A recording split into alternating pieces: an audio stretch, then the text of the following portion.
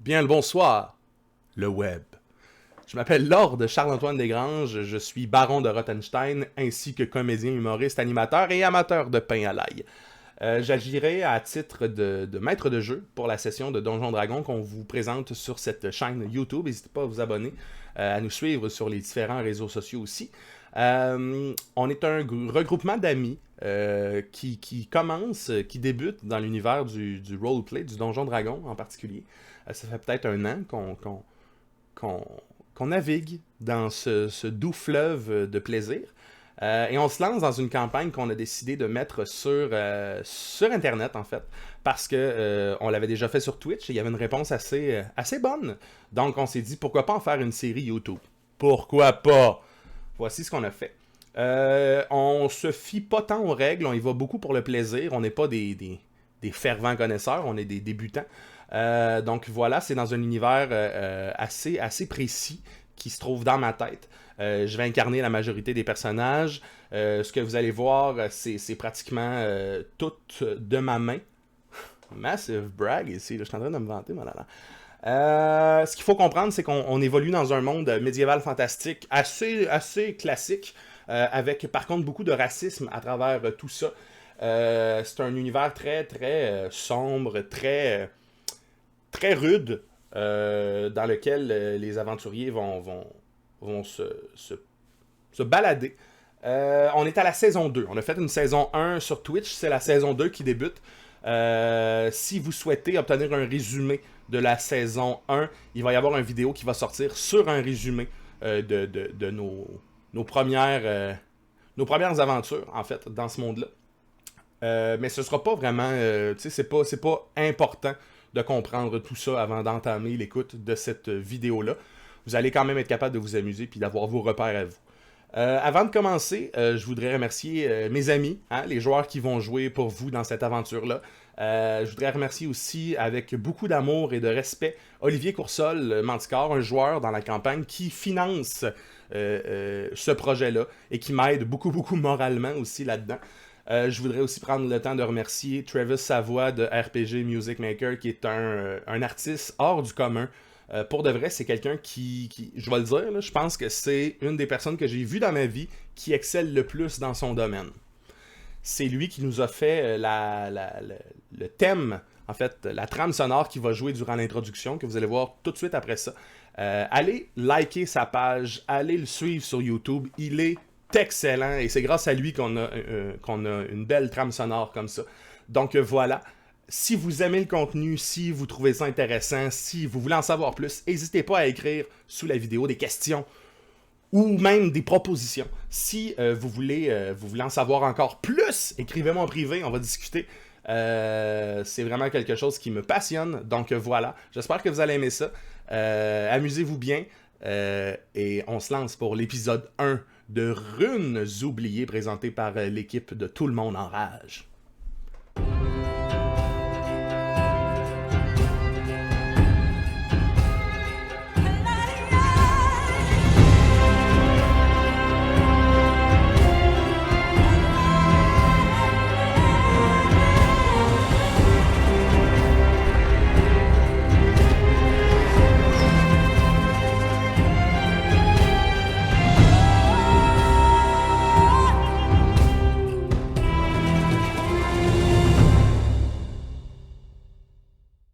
Donc, bonsoir, bonjour les gars, et bonsoir et bonjour tout le monde. Bienvenue à la deuxième saison de nos soirées Diablement D&D, en fait.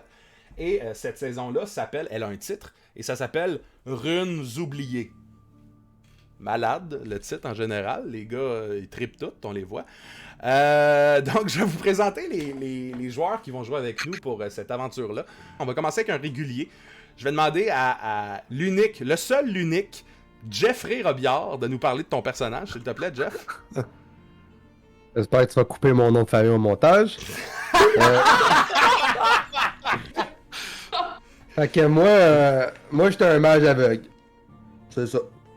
Donc, Jeff qui joue un mage aveugle, qui s'est auto-aveuglé, en fait, dans la session 1. Il s'est crevé les yeux, donc on comprend que Jeff, en plus d'être un joueur extrêmement intelligent, c'est visiblement un joueur rempli de charisme. Donc, je vois mieux depuis ce temps-là. c'est vrai. On va continuer avec un de nos amoureux. C'est quelqu'un que j'aime d'un amour impossible depuis déjà trop d'années. Bon, c'est sûr que dans tout ça, il y a une blonde, puis il y a un mariage qui s'en vient et tout. Sauf que quand même, je suis persuadé qu'à la fin de tout ça, ben, c'est avec moi qu'il va finir. Félix, est-ce que tu veux nous parler... je vais pas dire ton nom de famille, toi. Félix, est-ce que tu veux nous parler de ton personnage? Oui, en fait, Clément. c'est un barbare qui s'appelle Barbare Ostreisen. Donc, dans le fond, je suis constamment en rage, mais ça m'empêche pas d'être justement, comme tu as dit, amoureux de la belle Yorcie, que dans la première saison, j'ai voulu sauver et je me suis amouraché de cette femme.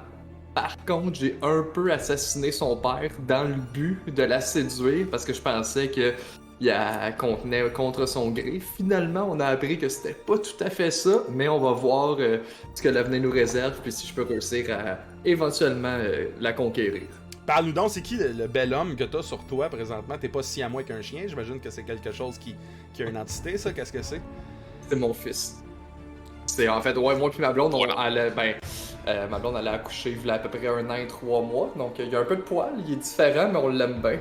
C'est sa différence à lui. Un nouveau joueur, quelqu'un que ça fait pas longtemps qu'il a découvert le monde de Donjons Dragons. Donc Lucas, est-ce que tu veux nous parler de ton personnage? Oui, finalement il s'appelle Bernard Tapie, un petit Drow rogue. Fait que rien de plus classique. Pourquoi Bernard Tapie? Ben pourquoi pas, je dirais Charles. C'est la meilleure réponse possible à ce moment-ci de l'aventure. On va enchaîner avec notre secrétaire par excellence de la gang. Chris, est-ce que tu veux nous parler de ton personnage? Moi aussi, je suis un rogue, puis c'est Alphonse Petitpied, mon nom. Tu joues un alphelin, c'est ça? Ouais. Ok. Enchaînons avec la personne qui égaye mes journées à tous les jours, le gars qui vit avec moi et qui est probablement la personne avec le moins d'hygiène que je connais. Samuel, est-ce que tu veux nous parler de ton personnage? Oui. Je suis un demi-orc rempli de colère. Je sais pourquoi j'ai dû me prendre un ton niveau. personnage. Parle-nous de ton personnage. Ok. Demi-orc rempli de colère. Moi, je suis très très proche de mes personnages. Oh, c'est vrai. J'ai dû me prendre un niveau de barbare parce que je suis un fighter, mais j'ai dû me prendre un niveau de barbare dans tout ça parce que je me suis rendu compte que ma colère pouvait s'extérioriser en me mettant en rage. A few moments later. Puis mon demi-orc est tout simplement un orphelin qui a perdu sa mère à la naissance parce que demi-orc, une femme qui accouche d'un orc, c'est pas la joie, donc ça l'a tué. Ben, ça l'a tué. Puis c'est sûr que ça te déchire. très amer de ça depuis ce temps-là, ça m'a rendu amer. Merci! Donc, on va terminer ça avec un homme exceptionnel, probablement ma tendre moitié. Manticore ou Olivier, est-ce que tu veux nous parler de ton personnage, s'il te plaît? Exactement, je vais jouer Albert Faubrecoeur, de l'école de la nécromancie. Aussi, on va apprendre plus tard, là, je ne le dirai pas tout de suite, qu'il y a une curse également.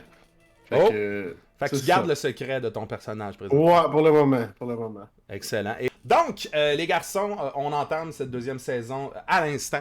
Vous quittez le continent principal en bateau dans le but d'aller chercher des alliés pour tout ce qui s'en vient, visiblement des combats extrêmes avec des êtres beaucoup plus puissants que vous. Vous êtes en quête d'alliés et vous décidez de vous rendre sur un archipel qui s'appelle l'archipel de Pescostrave. La map que vous voyez là, c'est exactement ça. Vous êtes en bateau depuis déjà quelques semaines. On peut s'imaginer là, un classique, c'est humide, c'est long, c'est démoralisant et la nourriture est pas très bonne, un peu comme au Ashton. Donc, vous naviguez depuis déjà trop longtemps et c'est une nuit, vous êtes dans la nuit et c'est une nuit plus rude que les autres. Vous êtes évidemment dans la cale du bateau. Vous avez des espèces de lits en bandoulière. Comment on appelle ça, ces lits-là? Des hamacs. Des hamacs. Vous avez des hamacs. Des lits en bandoulière. Des lits en bandoulière. J'aime mieux qu'on appelle ça comme ça. Ouais, vous êtes dans des lits en bandoulière depuis déjà trop longtemps. Et c'est une nuit plus rude que les autres. Les vagues viennent se fracasser sur la coque et les parois du bateau. Et vous sentez que ça s'affaire très très rapidement sur le pont. Vous entendez des hurlements, des cris. Comme si une tempête était de plus en plus agressive, si bien que ça commence à brasser énormément et vous tombez de vos lits. Il y a des hommes et des femmes, parce qu'il y a d'autres personnes dans le bateau, qui revolent un peu partout. Il y a des barils, il y a la cargaison qui visiblement se défait de ses attaches. Et c'est vraiment de la grosse merde présentement. C'est une nuit qui commence très mal. L'eau commence aussi à rentrer par les fissures, par les escaliers. Vous voyez que les hurlements s'intensifient sur le pont. Vous entendez votre ami, votre capitaine Driam qui commence... Vous entendez sa voix. Vous savez que c'est mauvais signe. Et les vagues continuent à frapper sur la coque du bateau, si bien que c'est très répétitif. Puis chaque vague, on dirait qu'elle semble de plus en plus forte. À chaque vague, on dirait que la cargaison se détache de plus en plus. À chaque vague, on dirait que... la panique s'installe de plus en plus, si bien que tout le monde ici, dans une vague impossible, s'endort. Comme si vous étiez dans un combat de 12 rounds contre Mohamed Ali et qui vous avait knocké. C'est blackout total. Doucement, vous sentez une fraîcheur, comme un vent, comme une brise, comme si le matin venait de vous rattraper. Vous savez pas où vous êtes, vous savez pas comment vous êtes, mais tranquillement, pas vite, vos yeux se réveillent. Clairement que vous avez perdu conscience durant cette tempête-là. Et vous vous réveillez tranquillement, pas vite, sur ce qui semble être la terre ferme. Vous pouvez sentir sur vous, dans votre dos, parce que vous êtes couché un peu comme n'importe comment, vous pouvez sentir de la roche, des bouts de bois. À vos pieds, vous sentez la marée qui monte et qui descend. Il y a cette fraîcheur-là du vent du matin qui accompagne tout ça. Et autour de vous, des débris du bateau. Autour de vous, des cadavres. Autour de vous, une cargaison clairement irrécupérable. Et vous entendez des ricanements. Vous êtes couché dans cette espèce de plage-là, très très froide. Et vous entendez clairement des gens, je sais pas si c'est des hommes ou des femmes ou peu importe, mais vous entendez des gens qui se font clairement du fun. Ça rit. Il y a des bruits comme s'ils fouillaient des trucs, qui déplaçaient des objets. Et tranquillement, pas vite, j'assume qu'un d'entre vous comme lève sa tête, va essayer de voir ce qui se passe. Et risque que moi, ça commence à m'irriter les rires. Là. Sam, les rires t'irritent. Ah, Sam, parce que Sam a une colère en lui incroyable. Donc tu te redresses. Je suis vraiment amer. T'es un peu étourdi, tout ton stock est là, t'as toutes tes choses, et tu vois que c'est comme une espèce de... C'est pas une plage, là. Imaginez comme une côte en Suède ou en Irlande, dans ce coin-là, là, tu sais. Tu aperçois juste 3 hommes vêtus très, très sobrement, ok? 3 hommes vêtus sobrement, on peut imaginer des armures de cuir avec un dessous de cotte de maille. C'est très sale, c'est très humide, c'est très gris comment ils sont habillés. Leur look semble très, très pauvre aussi. Là, des cheveux gras, un teint gris, des dents manquantes. Puis ils s'appellent tous Kevin. Et tu vois qu'ils sont en train de bardasser Chris, qui est un alphelin, donc Alphonse Petit. Oh, what the fuck? Ouais, ils sont en train de te bardasser. Ils te prennent, puis ils te lancent un, tu sais, puis ils t'attrapent, puis ils te relancent, puis ils sont là comme regardez le petit gars! Hey, je prends pas 2 secondes pour calisser un coup de hache par terre, faire comme hey! Lâchez-le! Donc, Sam, tu cries, lâchez-le, t'es en furie. Et tu vois qu'un les 3 hommes, en fait, se retournent vers toi. Ils déposent Chris au sol. Chris, t'es comme... Tu sais, t'essaies de te replacer. Puis, tu te rends compte que sur leur équipement, leurs vêtements, il y a une espèce de blason très bleuté, avec dessus une genre de forteresse un peu épurée. Là. Pas quelque chose de gros. Je reconnais pas ça, moi. Tu reconnais pas ça, tu sais pas ce que c'est. Puis tu vois qu'ils portent un peu des petites capines de cuir qui descendent jusqu'aux oreilles. Là. On peut imaginer un peu les Frey dans Game of Thrones pour ceux qui ont le référent. Ça ressemble un peu à ça. Eux parce que je les trouve laids. Il y en a un qui s'approche de toi et qui fait « Qu'est-ce que nous avons là? Regardez les gars! Cette créature qui vient ici nous narguer devant nous, qu'est-ce que tu es, toi? » Penses-tu me faire peur, toi, tes 2 petits chums? Tu te prends pour qui de le bardasser, lui, le jeune? Pendant que tu dis ça, tu vois qu'il y a 2 autres gars comme eux qui surgissent d'un peu partout. Puis pendant que tu leur parles, tu remarques que vraiment, là, le bateau derrière toi est plus... Il y a des morceaux du bateau partout. Et il y a vraiment plus s'est éparpillé, là. Ça a vraiment fait ses forces. On peut apercevoir aussi que les 2 hommes qui se rajoutent à ces 3-là étaient clairement en train de remplir une charrette avec des choses qui venaient de votre bateau, qui étaient récupérables, des caisses, des trucs comme ça. Clairement, il est en train de piller l'épave et probablement qu'il était en train de peut-être piller Chris ou ils l'ont trouvé. Bref, il se rajoute, puis le gars, il fait... Tu crois vraiment qu'on a peur de toi, la chose? Tu l'as Ben, là. De un, tu devrais. De deux, vous êtes qui, vous? Vous venez d'où? On est où ici?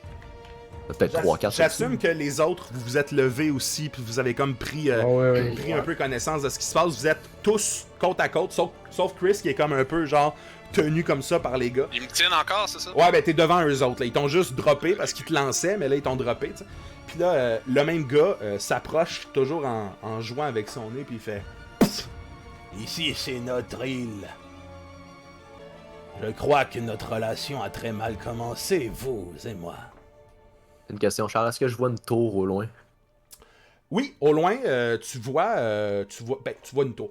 Tu vois ce qui semble être une silhouette de forteresse à flanc de montagne. C'est pas super loin, mais tu vois pas non plus les détails de ça. Tu vois que c'est clairement pas un arbre, puis c'est clairement pas juste une maison. C'est un bâtiment un peu plus important.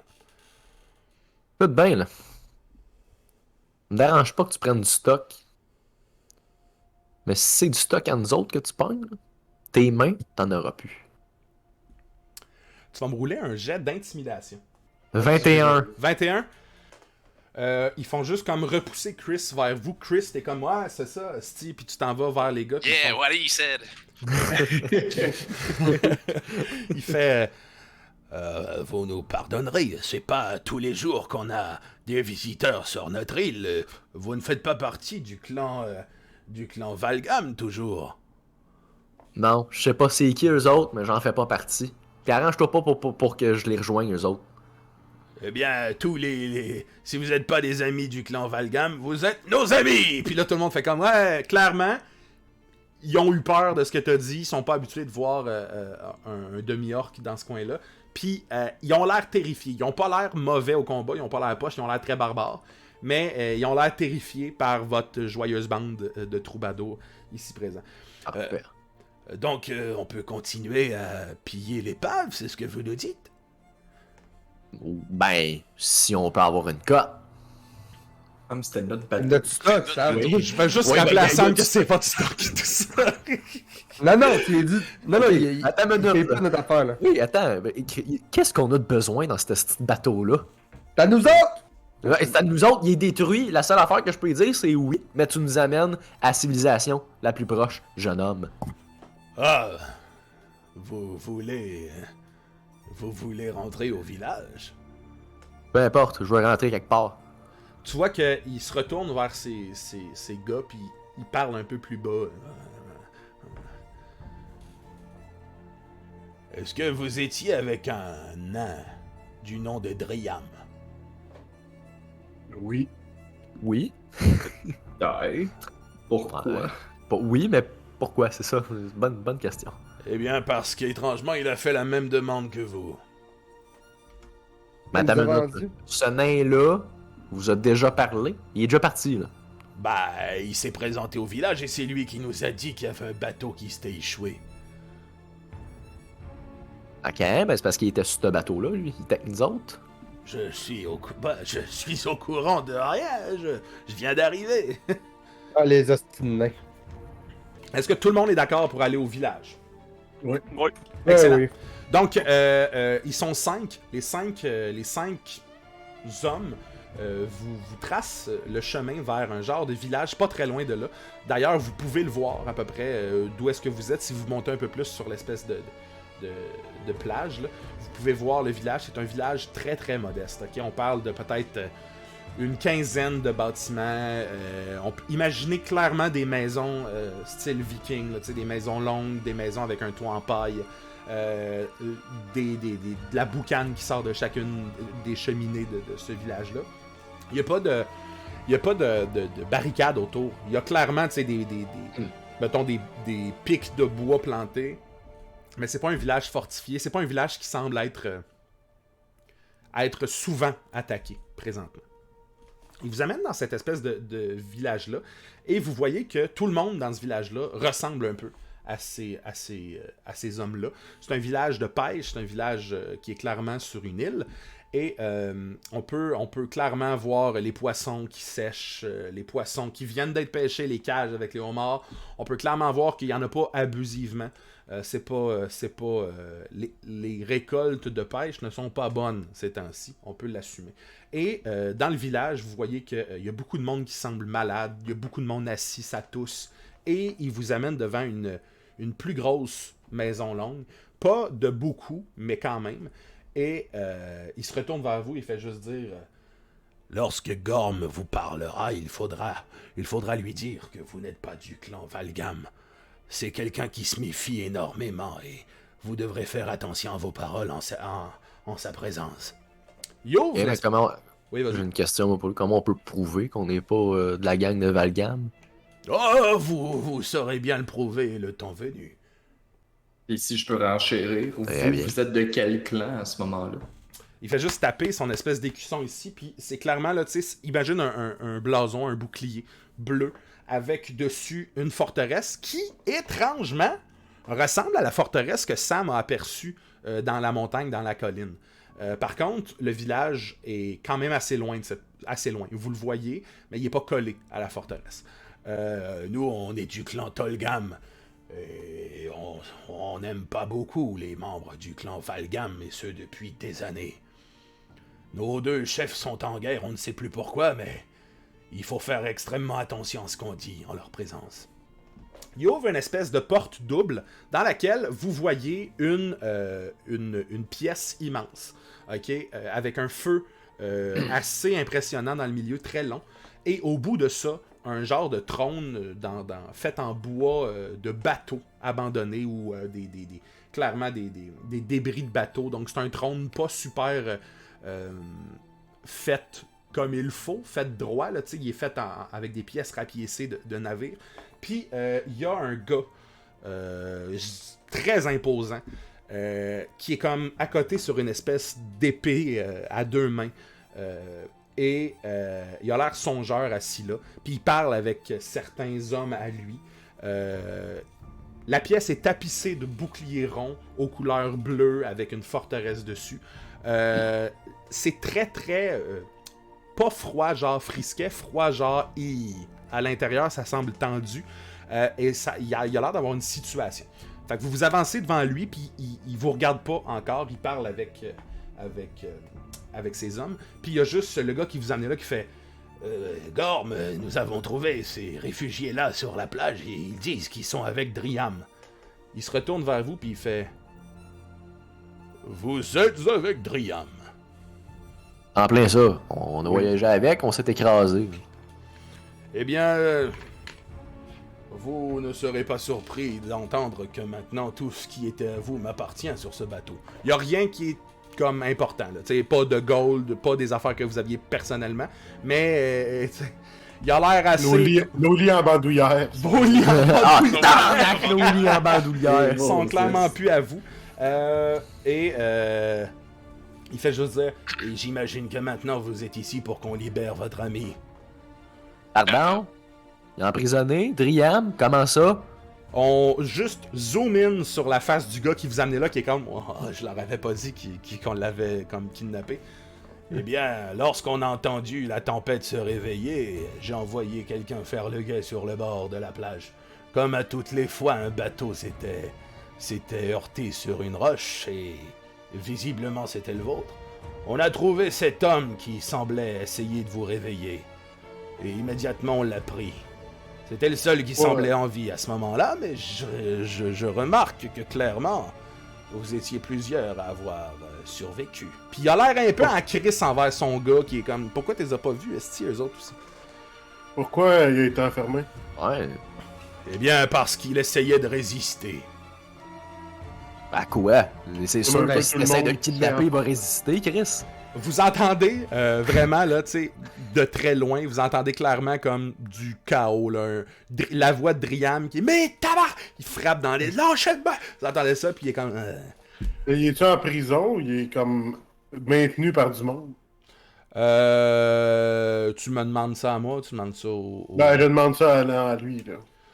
Présentement. Est-ce que vous l'avez enfermé en prison ou c'est seulement vos gardes qui le retiennent? Eh bien, nous n'avons plus de donjon ici. Donc, il est dans une Vous êtes cage bien de organisé. fortune à l'extérieur. Ok. Ok. Mais, mettons, là. Ça ferait quoi de le libérer? Eh bien, vous savez, je pourrais le libérer, mais... Non, vous allez le libérer. Ouais. Mais à la base, là, t'as toujours pas donné de raison pourquoi tu l'as kidnappé. Eh bien, je l'ai kidnappé parce qu'il était toujours en vie et qu'il se débattait. Donc vous, peu Ça se importe débattait. qui arrive sur votre île, vous les kidnappez, les mettez dans un donjon ou une cage. Eh bien, puis vous fouillez tous les biens. surtout ceux de sa race à lui. Nous ne sommes pas habitués de voir des gnomes comme lui. Puis il pointe aussi, Chris, et comme toi. Vous savez, vous le connaissez plus que nous. Il est très agressif et il se débattait. Et écoutez ce que je vous propose. Nous allons le libérer. Vous semblez être 6 grands gaillards. Et je semble être un type respectable, n'est-ce pas? N'est-ce Oui. pas? Oui, tout à Ça fait. devrait- Vous avez l'air- On Ouais, vous connaît ouais. pas encore. Il moi, se je lève, porterai pas de il se jugement lève, dessus. il se lève debout, puis Sam, t'es un demi-orc, t'es grand. Par contre, même debout, lui, c'est un homme et il est très très grand. Là. Imagine là, comme il a une grosse carrure d'épaule. Il n'y a pas d'armure over, mais il est très très grand. Il y a un kilt. Ok? Il est en. Chris, check en dessous. Et son épée à 2 mains semble normale Pour ça dans que ses c'est- mains à lui. C'est pour ça qu'il aime pas les petits, les petites personnes, ils voient Ils son kill. ils savent Il se servir. lève, puis il faut qu'il se penche la tête parce qu'il y a cote comme dans son espèce de toit quasiment, tu sais. Puis il est comme, voyez-vous, je peux très bien libérer votre ami, mais pour cela, il vous faudra me rendre un service. Bon, le service. C'est Vous quoi? avez probablement vu la forteresse en vous rendant jusqu'ici. Oui. Ouais. Eh bien, c'est la forteresse de Tolga. Jadis, il y a quelques semaines, c'était notre repère. Et nous sommes en guerre depuis toujours contre le clan Valgam. Nous n'avons plus de forteresse pour nous protéger. Quelque chose d'étrange s'est produit dans cette forteresse. Nous avons dû l'abandonner. Nous nous sommes réfugiés dans le village ici, mais ce n'est pas l'idéal pour se défendre. Très bien. Qu'est-ce qui se passe là-bas? Qu'est-ce qui s'est passé? Ouais. Comment ça se fait que vous avez dû abandonner la forteresse? Eh bien, c'était... Tout est arrivé très vite, vous devez le savoir. Je me suis marié tout récemment. Puis il pointe une genre de femme. Rag? Je dis une genre de femme parce que c'est une fille comme dans le coin. Imaginez, là, tu sais... Imaginez la personne la moins charismatique que vous avez vue de votre vie. Puis qui est juste Jeff? comme... Oui, genre Jeff, qui est juste dans le coin, qui est comme... avec une petite capine en cuir, une robe très grise, très bleu pâle, qui est comme... je me suis marié tout récemment avec la douce Hélène que vous voyez juste là. Et durant les festivités, évidemment que nous sommes sortis, nous avons festoyé comme il se doit. Et une fois revenus à la forteresse, mes hommes étaient morts. Celle-ci semblait le repère de quelque chose qui était plus fort que nous. Alors nous avons quitté subitement. J'ai envoyé 3 de mes hommes, pas plus tard qu'hier, pour voir ce qui se passe et ils ne sont toujours pas revenus. Tu te souviens-tu un peu, il ressemblait à quoi les blessures des hommes morts? Et ils étaient morts ça semblait être des morsures ou des trucs, des épées, des perforations normales. Est-ce que les de la- cadavres sont encore Il est pas sur resté place pour choquer, là-bas, je pense. ou vous les avez rapatriés avec vous? Eh bien, nous avons... de ce que je sais, les cadavres y sont toujours. Écoutez, vous devez savoir que nous étions en boisson et nous avons réagi extrêmement vite. Nous ne nous étions pas préparés au combat. C'est le pistage Montréal un peu. Il y a combien d'hommes qui sont morts à la forteresse? Ah, il y avait une dizaine d'hommes là-bas, je crois. C'est trop, on y va pas. J'ai envoyé mes Ok. 3 meilleurs guerriers pour aller voir ce qui se passait et ils ne sont pas Ils sont revenus. pas revenus. Mais quand tu dis Euh, meilleur guerrier, l'arme, Genre, c'est Sont-tu comme le gars pas vrais? dedans qui me lançait. sont-tu vraiment forts ou tu sais comme. Eh bien... je ne Meilleur, c'est relatif. Ouais. Eh bien, tout ce que je peux vous dire, c'est que Bartholm a gagné l'an passé le concours du lancer du tronc. Ah, Il était combien à compétitionner? il était Quand 3. on dit tronc. Il était les trois qui sont partis explorer la forteresse. Ok. Alors, Très bien. alors- Moi, c'est- Oui, vas-y. Excuse-moi, j'ai quelques questions pour vous. Ben, rapidement, en fait, là, vous, est-ce que vous êtes le roi, le capitaine? C'est quel titre un peu que vous avez pour cette île que vous avez Pendant semblé vous qu'il être parle, approprié? il crache à terre. Pff. Il fait peste soit des rois et des reines. Ici, c'est la demeure du clan Tolgam. Je suis le chef de clan, jusqu'à ce que quelqu'un de plus fort vienne me battre. Très bien. Puis par clan, vous êtes combien de, mettons, guerriers qui vous restent encore? Là, je sais que vous avez perdu 10 hommes. Vous en avez envoyé 3 qui sont partis.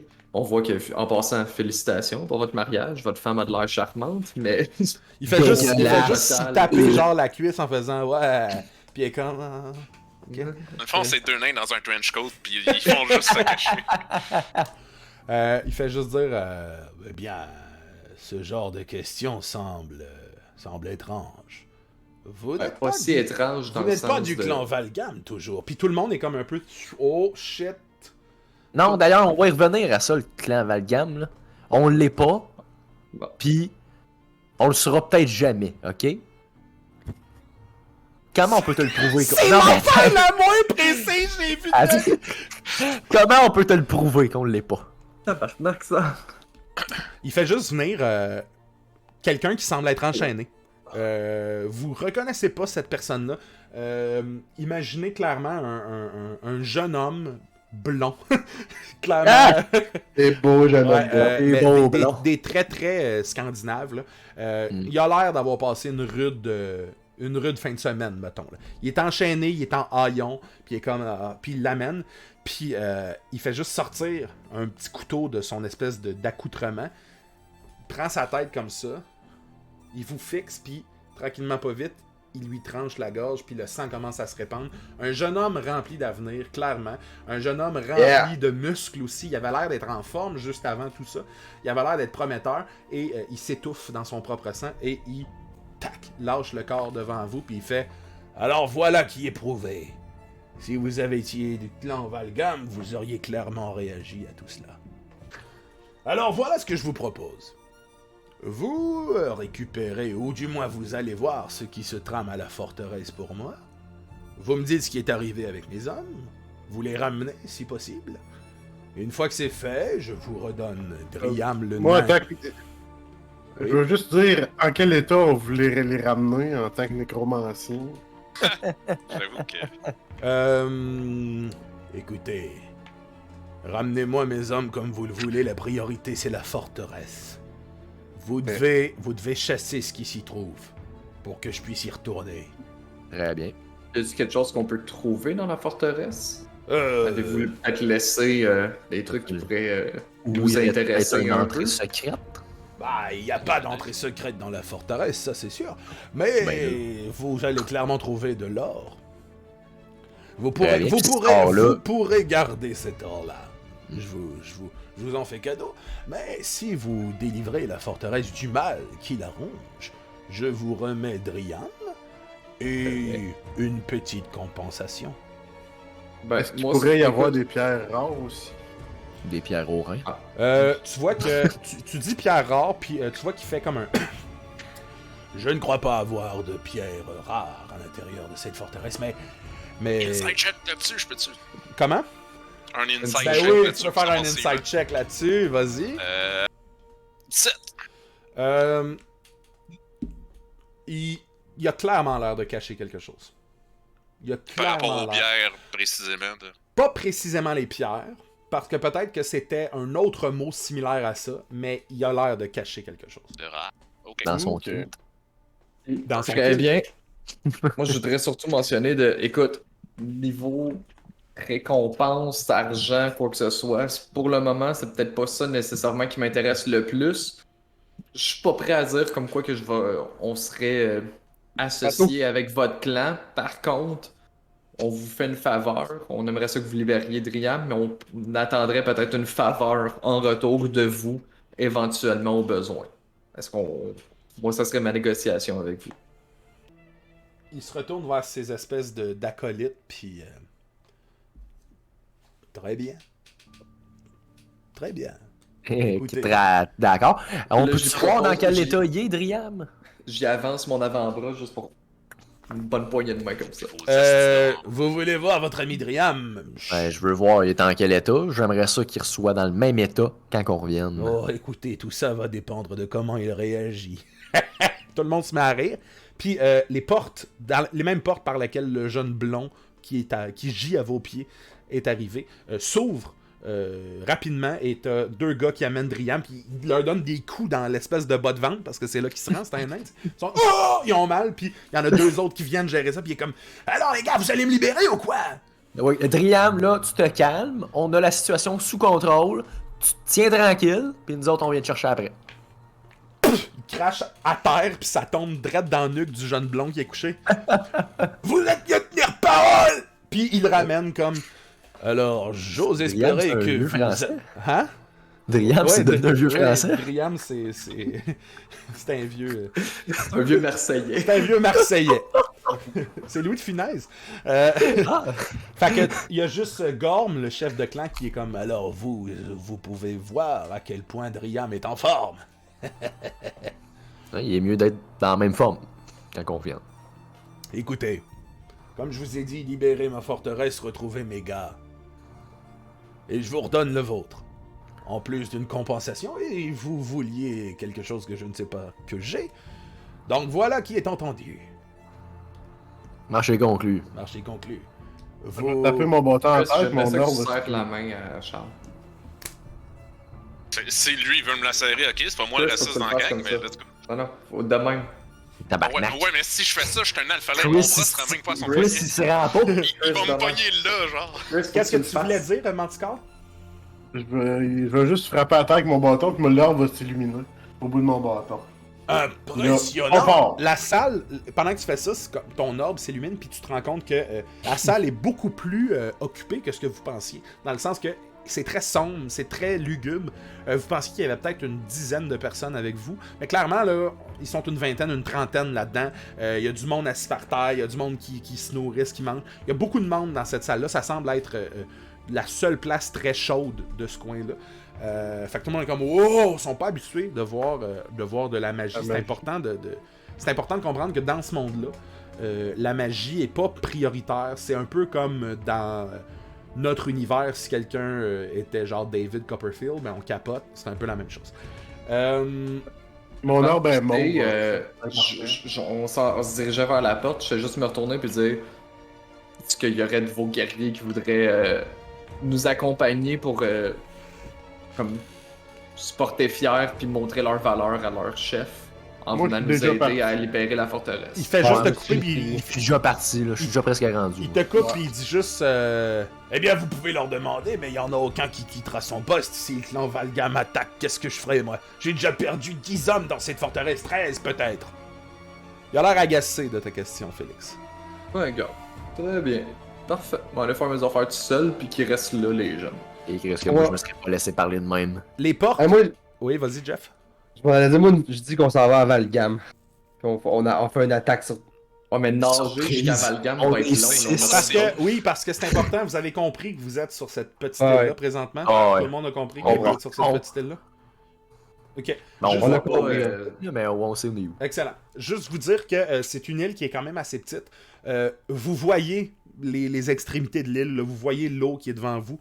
Vous voyez pas mal tout, là. Tu sais, ça se fait pas rapidement. Mettons, traverser l'île et tout. Mais vous voyez pas mal les limites de l'île. Et en sortant du village, vous entendez toujours cette espèce de... Qui fait des dessins, là? Vous entendez que clairement, derrière vous, il y a des rires qui se font entendre. Comme si un peu, ils vous ont trouvé funné. Vous quittez les portes de cette maison longue-là, derrière vous se referment, et vous êtes de retour dans le village appauvri, le village triste, le village qui sent le poisson.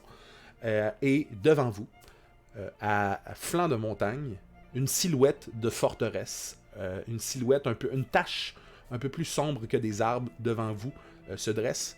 Vous décidez donc, je crois, de vous rendre à cette forteresse-là. Tout le monde assume que vous vous rendez vers la forteresse. Est-ce qu'il y en avait qui avaient d'autres plans, d'autres projets? Ah non, on Est-ce marche. que vous voulez faire des choses avant de marcher vers là ou vous vous rendez là? On s'en va là. Excellent. Donc, Ben. Non. Non, oui, on y va. Oh, non. c'est je suis en train de monter, là. à peu près 1 heure de marche. OK. Il est à peu près quelle heure, que mettons, on peut dire? Ah, il est à peu près autour de midi en ce moment-là. Ok, parfait. OK? On marche. Je vais avoir besoin d'un dessin pour cette heure-là de marche. Non, c'est pas bon ça. Exactement. Son 73, Charles. Excellent. Donc, vers l'espèce de forteresse, imaginez clairement, là, le paysage qui est dans ma tête, c'est l'Irlande. OK? Fait que c'est pas des grosses forêts denses, c'est surtout, vous voyez comme... Vous êtes en hauteur un peu, c'est une île qui est faite comme très montagneuse. Vous voyez les flancs de cette île-là qui se font comme happer par les vagues. Puis, il y a des petites forêts qui parsèment un peu cette île-là. Et d'ailleurs, pendant que vous marchez vers la forteresse qui est à flanc d'une genre de petite montagne, vous voyez comme un amas d'arbres, comme si il y avait comme un début de forêt. C'est pas quelque chose de gros, mais vous voyez que dans cet amas d'arbres-là, il y a une torche qui semble être allumée, en fait. Mais attends, une torche est accrochée à terre. Une torche, genre, Au loin. plantée dans le sol, qui illumine à l'orée de ce bois-là, donc à l'entrée de l'espèce Oh. de petite... Ça doit être le campement des 3 petits amigos, là. il est quand même assez... Cette torche, il vous reste quand même, mettons, un 30 minutes de marche, là. Oh. À mi-chemin. Est-ce qu'on voit que c'est un camp ou c'est vraiment juste comme l'avant-poste? Tout ce que tu vois, c'est clairement comme un début de broussailles avec une torche allumée dedans. Ok, je vais m'approcher pour voir. Oh, t'es un fou? C'est vrai que c'est un fou. Ouais, je pense que c'est un fou. En t'approchant, tu réalises que t'en vois une deuxième un peu plus loin. Je vais continuer vers la deuxième. Est-ce que tout le monde Ah, moi, suit Manticore ou il y a Je le juste suis de très près parce que Ouais, j'ai quand même peur qu'il se fasse sauter dessus. Oh! Qu'est-ce qui va arriver à nos aventuriers? Ça, je ne le sais pas. Mais ce que je sais, c'est qu'on va le savoir dans l'épisode 2. Soyez-y, mesdames, messieurs. Si vous avez aimé le concept, si vous avez aimé le contenu, n'hésitez pas à vous abonner à la chaîne YouTube. N'hésitez pas non plus à nous suivre sur les différents réseaux sociaux, notamment Facebook, sur la page Tout le monde en rage. On débute dans l'univers du Donjon Dragon. On a bien du plaisir. Si vous aimez un peu l'univers, si vous aimez le concept, si vous commencez le Donjon Dragon, vous êtes « Ah, c'est quoi ça? N'hésitez pas, venez me poser des questions, écrivez-moi en privé. Suivez les épisodes, suivez-moi sur Twitch aussi, on va diffuser les épisodes en différé. Je voudrais prendre le temps aussi avant de terminer de remercier Manticore, Olivier Coursol, qui m'aide dans ce projet-là, que ce soit financièrement ou moralement. J'aimerais ça aussi beaucoup remercier Travis Savoie de RPG Music Maker qui a fait notre trame sonore du début. C'est de l'art de haut niveau. Donc merci à tous, soyez là pour l'épisode 2 et n'oubliez pas de vous abonner. Yeah!